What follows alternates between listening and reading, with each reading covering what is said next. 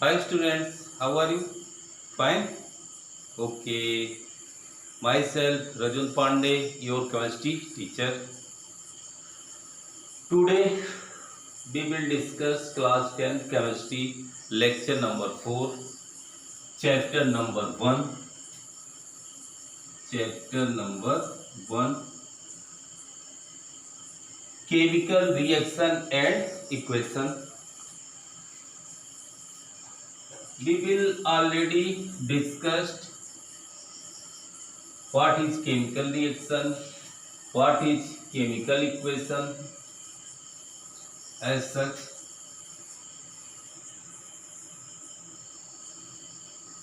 how to balance chemical equation, इन सब topics को हम देख चुके हैं। आज का टॉपिक आपका है why do we need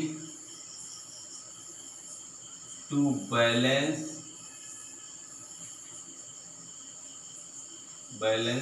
a chemical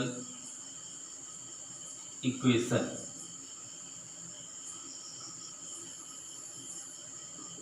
ये आपका हेडिंग हो गया। मतलब कहने का अर्थ क्या है कि हमको जरूरत क्यों पड़ती है किसी भी केमिकल इक्वेशन को बैलेंस करने के लिए। इसमें जो थ्योरी वर्क करती है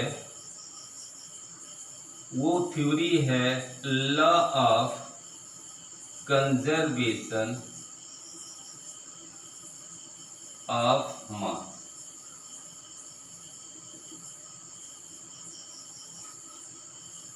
इसी थ्योरी को की जरूरत को पूरा करने के लिए हम किसी भी केमिकल इक्वेशन को क्या करते हैं, बैलेंस करते हैं। तो law of conservation of mass का जिक्र आप पहले भी देख चुके हैं, बहुत सारी क्लासों में पढ़ाया गया होगा। उसी के बारे में हम थोड़ा सा दो वर्ड लिखाने जा रहे हैं। Matter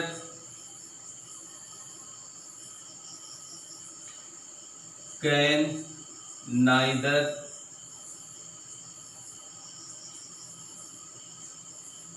B created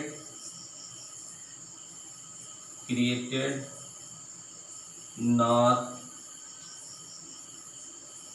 matter can neither be created nor destroyed in a chemical reaction.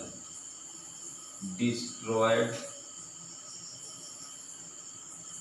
in a chemical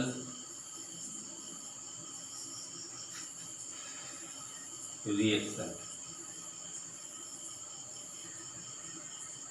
मतलब कोई भी मैटर है, जैसे आप जानते हैं कि कोई भी केमिकल रिएक्शन कराने के लिए हमको मैटर की आवश्यकता होती है।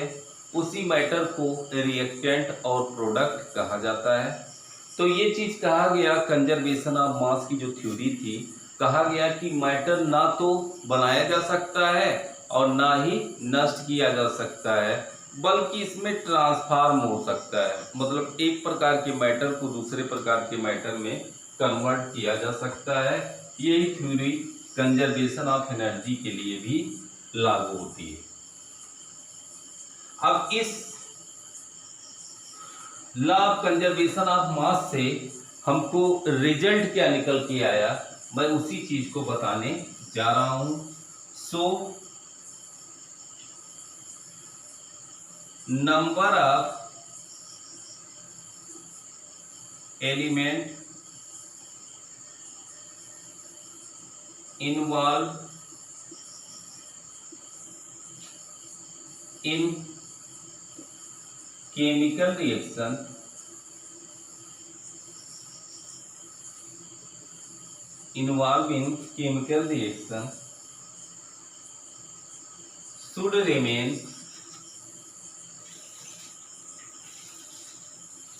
should remain should remain same at reactant and product.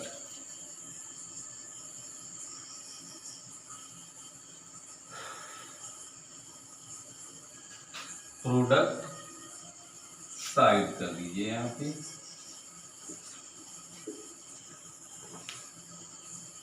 मतलब कहने का अर्थ क्या है कि नंबर ऑफ एलिमेंट जो इन्वॉल्व हो रहे हैं केमिकल रिएक्शन में वो सेम रहते हैं। रिएक्टेंट एंड प्रोडक्ट मतलब जितना रिएक्टेंट के साइड में होगा उतने ही प्रोडक्ट के साइड में भी होगा। जैसे फॉर एग्जाम्पल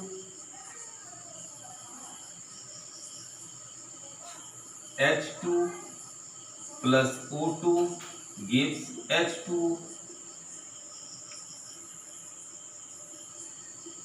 ये बैलेंस हो गया। तो नंबर ऑफ एलिमेंट यहाँ पर ऑक्सीजन का एटम कितना है, यहाँ भी क्या होगा, सेम होगा। हाइड्रोजन कितना है, 4 है, यहाँ भी कितना होगा, 4 होगा। कहने का अर्थ ये है कि जितने एलिमेंट रिएक्टेंट के साइड में होंगे उतने ही एलिमेंट क्या होंगे, प्रोडक्ट के साइड में होंगे। एलिमेंट कहना सटीक नहीं है, एटम कहना सटीक है कि जितने atom number of atoms reactant में होंगे उतने ही नंबर ऑफ एटम्स किसमें होंगे, प्रोडक्ट में भी होंगे। तो ये आप क्लियर आपका हुआ होगा। और अब अगला टॉपिक आपको पढ़ाने जा रहे हैं, मैं इसको मिटाने जा रहा हूं। Types of chemical reaction.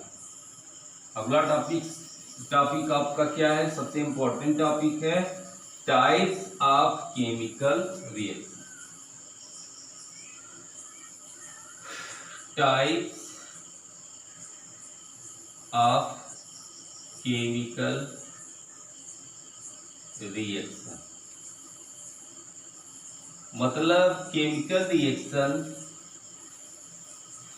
कितने टाइप्स के होते हैं सबके बारे में तो नहीं बताया जाएगा, लेकिन जो आपके सिलेबस में है उसके बारे में बताया जाएगा। पहला आपका है combination reaction. Combination reaction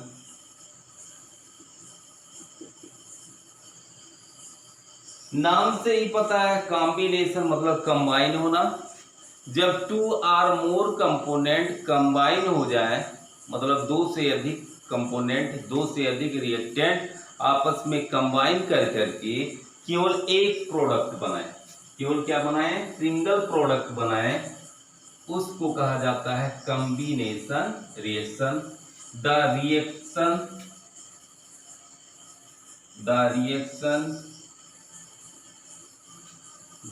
reaction in which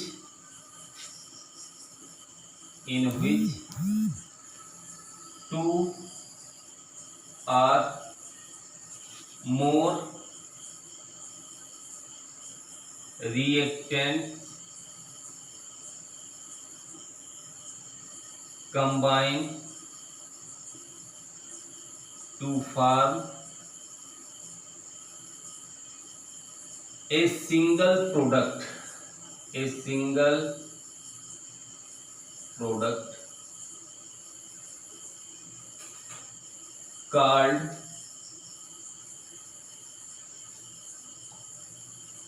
combination reaction।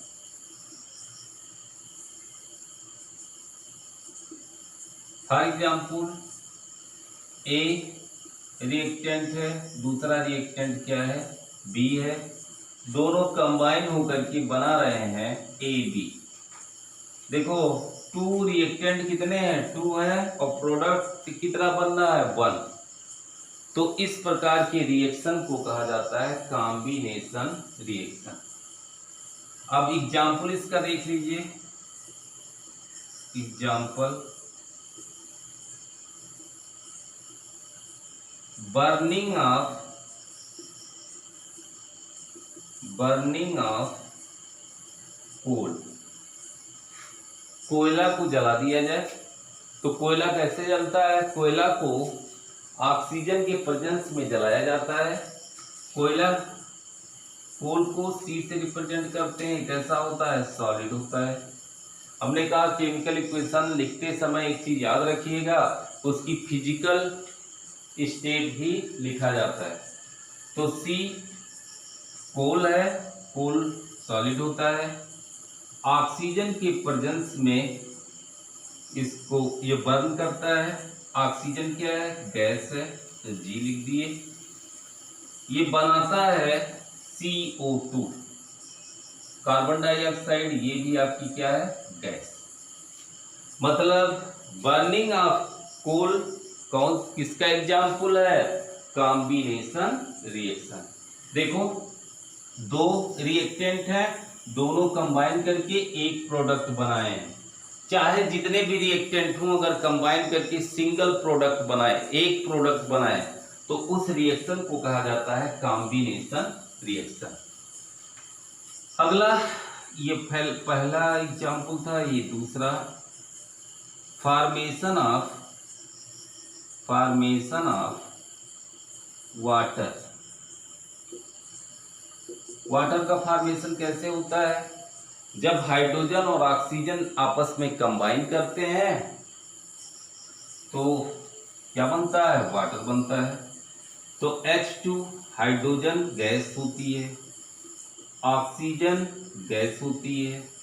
मतलब हाइड्रोजन को ऑक्सीजन के प्रेजेंस में बर्न किया जाए तो आपका बनता है H2O। ये आपकी होती है लिक्विड। क्या होती है? लिक्विड होती है। आप एक चीज याद रखिएगा, लिक्विड तो हम लिख दिए हैं H2O को, लेकिन आप जान लीजिए कि ये वेपर फॉर्म में होती है। इसमें वेपर फॉर्म में, और वेपर कैसा होता है? गैस। वेपर क्या होता है? गैस। लेकिन ये ज्यादा देर तक गैस में नहीं रहता है, कंडेंस होकर के क्या बनाता है? लिक्विड बना देता है। तो ये तो क्लियर हुआ है कॉम्बिनेशन रिएक्शन। अगला रिएक्शन, ये फर्स्ट रिएक्शन था। मतलब फिर एक बार आपको समझा दे रहे हैं, जब कम से कम दो रिएक्टेंट्स मिल करके सिंगल प्रोडक्ट बनाए, दो रिएक्टेंट मिलकर के सिंगल प्रोडक्ट बने, दोनों रिएक्टेंट आपस में मिल जाएं और सिंगल प्रोडक्ट बनाए, तो उस रिएक्शन को कहा जाता है कॉम्बिनेशन रिएक्शन। क्या कहा जाता है? Combination reaction.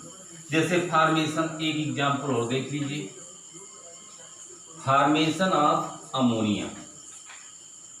एक और दिखा दे रहे हैं, formation of ammonia. Formation of ammonia. Third example क्या है? Formation of ammonia. अमोनिया का फॉर्मेशन कैसे होता है? जब हाइड्रोजन गैस होती है, sorry nitrogen gas N2 plus H2, ये दोनों गैस है, ये मिल करके बनाता है 2NH3।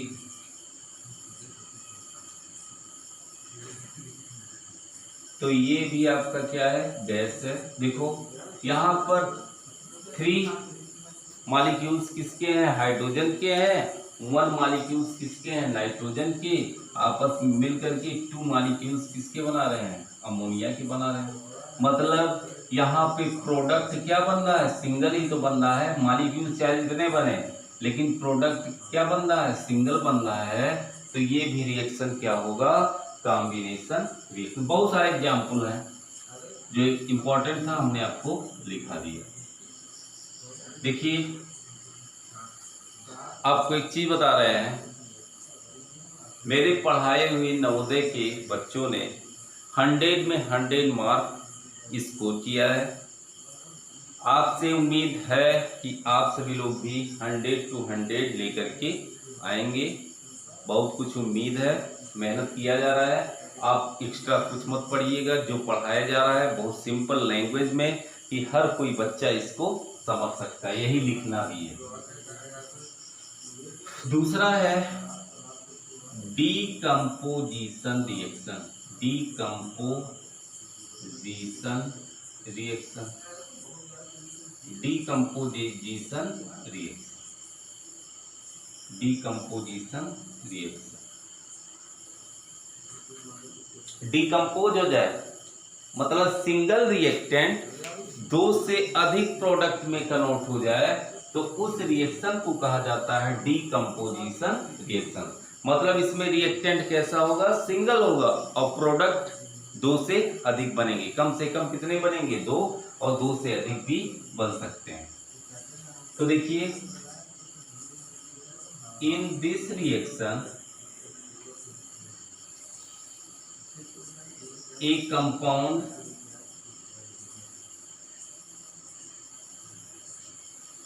splits into two or more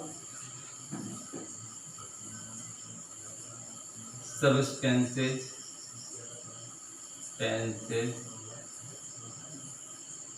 is called decomposition reaction। decomposition reaction। तो डिकम्पोजिशन रिएक्शन क्या होगा, सिंगल रिएक्टेंट रहेगा और टू से अधिक प्रोडक्ट में कन्वर्ट होगा तो उस रिएक्शन को कहा जाता है डिकम्पोजिशन रिएक्शन। जैसे for example A gives B plus C या X gives Y plus Z, कुछ भी मान के लिख सकते हैं फॉर एग्जांपल। देखिए डीकम्पोजिशन रिएक्शन 3 टाइप्स के होते हैं। कितने टाइप्स के होते हैं, 3 टाइप्स के होते हैं।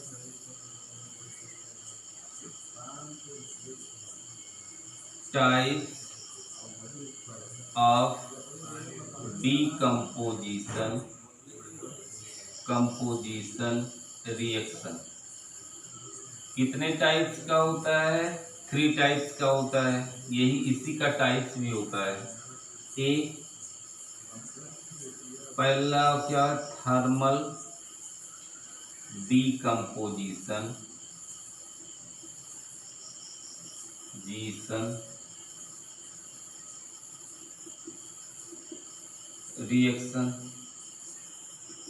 बी क्या है, इलेक्ट्रोलाइटिक डीकम्पोजिशन रिएक्शन। थर्ड क्या है, फोटोलाइटिक डीकम्पोजिशन रिएक्शन। मतलब कहने का अर्थ है कि डीकम्पोजिशन रिएक्शन भी 3 टाइप्स के होते हैं। तीनों के बारे में हम अलग अलग से पढ़ेंगे। तो पहला इसमें हम हेडिंग करवा दे रहे हैं। पहला हेडिंग क्या होगा, देखो thermal decomposition reaction. Thermal decomposition reaction, ये है ये। मतलब डीकम्पोज हो लेकिन किसके कारण हो, हीट करने पर। थर्मल मतलब हीट कर दिया जाए। अगर कोई सब्सटेंस हीट करने पर डीकम्पोज हो मतलब 2 से अधिक भागों में टूट जाए या 2 से अधिक प्रोडक्ट बनाए तो उस रिएक्शन को कहा जाता है थर्मल डीकम्पोजिशन रिएक्शन। क्या कहा जाएगा, थर्मल डीकम्पोजिशन रिएक्शन। एक सेकेंड थोड़ा देखिए, वॉल्यूम सही है, वॉल्यूम सही है आपका, देख रहे हैं रिकॉर्ड हो रहा है। तो आगे बढ़ा जाए। पहला क्या है, thermal decomposition reaction. When decomposition decomposition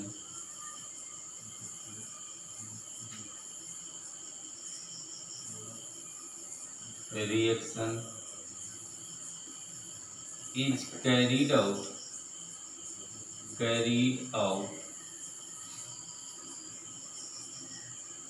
by heating।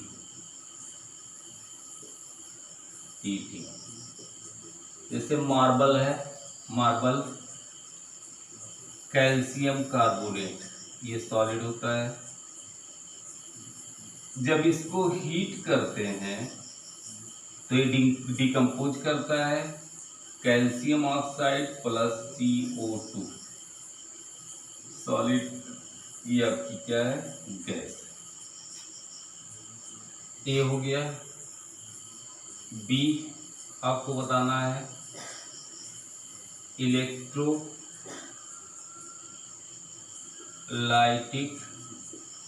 Decomposition.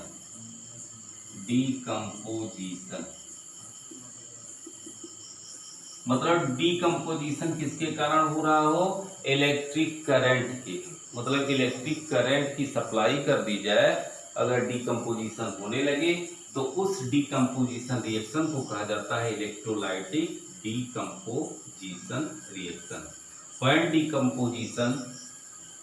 when decomposition takes place with presence of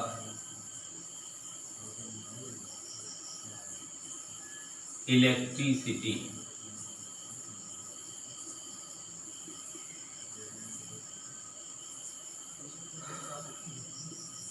मतलब is called इलेक्ट्रोलाइटिक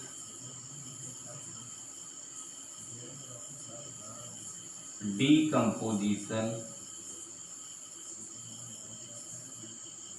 रिएक्शन।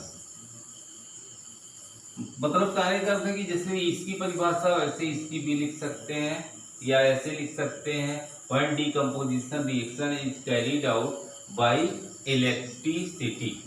बस इतने क्यों लिख करके काम चला सकते हैं, बहुत ज़्यादा परिभाषा एक ही तरह से लिख सकते हैं या अलग थोड़ा सा कर सकते हैं। अब जैसे है H2O, वाटर है, ये वाटर से हाइड्रोजन और ऑक्सीजन को निकालना सिंपली ये पॉसिबल नहीं है।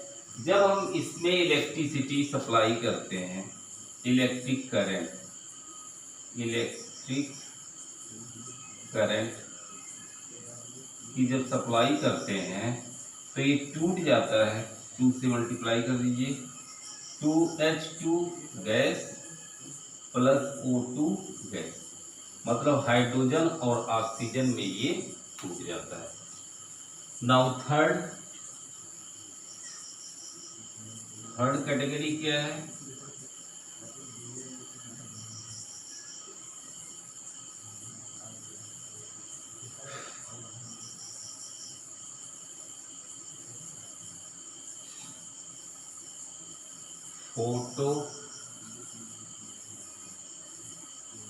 Photolysis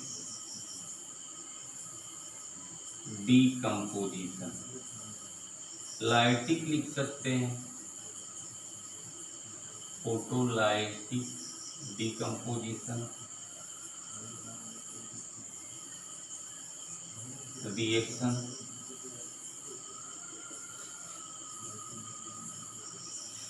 when decomposition reaction takes place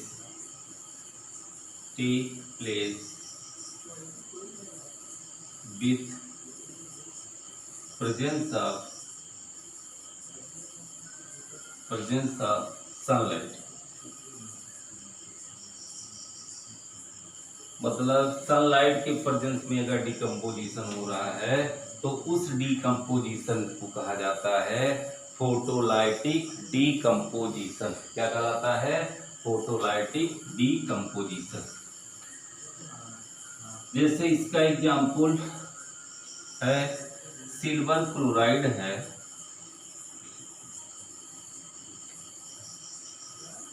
silver chloride AgCl,